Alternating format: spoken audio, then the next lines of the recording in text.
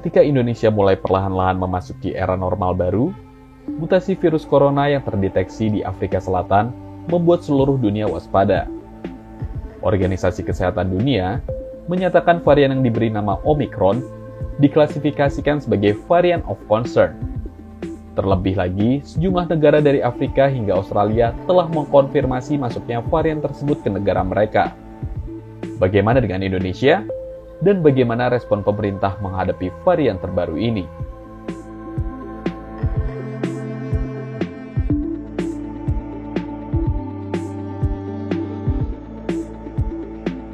Pemerintah Indonesia bereaksi cepat menanggapi varian virus corona Omicron yang pertama terdeteksi di Afrika Selatan. Selang 3 hari sejak WHO mengumumkan adanya varian of concern Omicron, pemerintah bergerak cepat mengambil kebijakan untuk mencegah tersebarnya varian tersebut masuk ke Indonesia. Varian Omicron pertama kali dilaporkan oleh pemerintah Afrika Selatan pada tanggal 25 November 2021. Selang 1 hari, WHO mengklasifikasikan varian baru itu sebagai varian of concern dengan kode nama Omicron. 2 hari berselang, 13 negara sudah melaporkan persebaran varian Omicron di negara mereka. Sejumlah negara di Eropa hingga Asia dan Australia telah menyatakan masuknya varian tersebut ke negara mereka. Nah, untuk menyikapi perkembangan tersebut, pada hari ini pemerintah mengumumkan kebijakan sebagai berikut. Pertama, pelarangan masuk untuk WNA yang memiliki riwayat perjalanan selama 14 hari terakhir ke negara-negara berikut: Afrika Selatan, Botswana, Namibia, Zimbabwe, Lesotho, Mozambik, Eswatini, Malawi, Angola, Zambia, dan Hong Kong.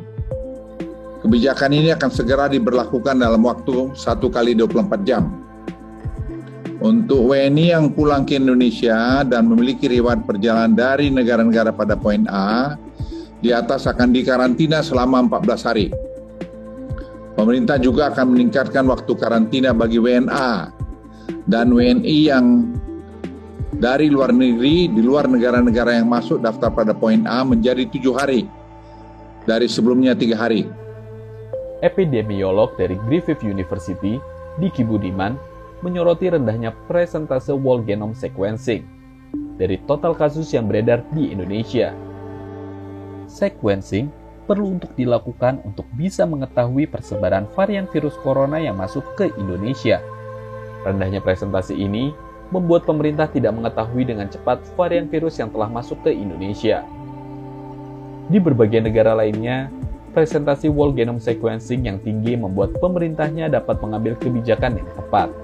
Ini penting karena Indonesia belum memenuhi satu kriteria yang disebut mendekati memadai, bukan ideal ya. Mendekati memadai pun belum. Kita masih 0,2% dari total kasus itu yang akhirnya di sequencing, dan ini tentu jauh dari standar.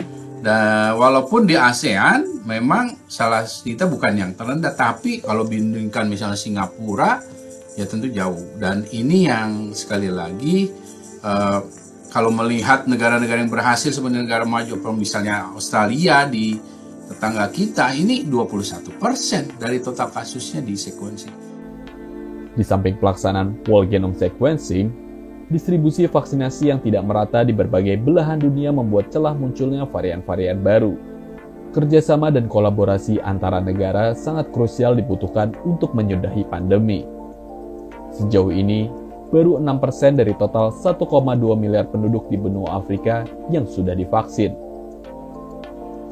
Jika capaian vaksinasi tidak ditingkatkan, maka kejadian munculnya varian baru akan terus berulang. Penting. Dan sekali lagi adanya pelarangan ataupun menutup ini membuktikan sekali lagi bahwa dalam situasi pandemi saat ini kolaborasi global ini bahkan regional sangat minim. Dan ini yang membuat kenapa pandemi ini berlarut-larut. Karena bicara vaksinasi di beberapa wilayah atau beberapa benua itu memadai, tapi kita mengabaikan satu benua yaitu Afrika, dan ini yang akhirnya terjadi. Pengentasan pandemi COVID-19 membutuhkan kerjasama seluruh pihak, baik itu masyarakat, pemerintah, hingga kolaborasi antar negara. Selama vaksinasi belum menyeluruh, akan selalu ada ancaman varian baru yang terus mengintai. Respon cepat pemerintah dalam membuat kebijakan, tertibnya masyarakat menjalankan protokol kesehatan, hingga kuatnya kerjasama antar negara adalah kunci menangnya dunia atas pandemi COVID-19.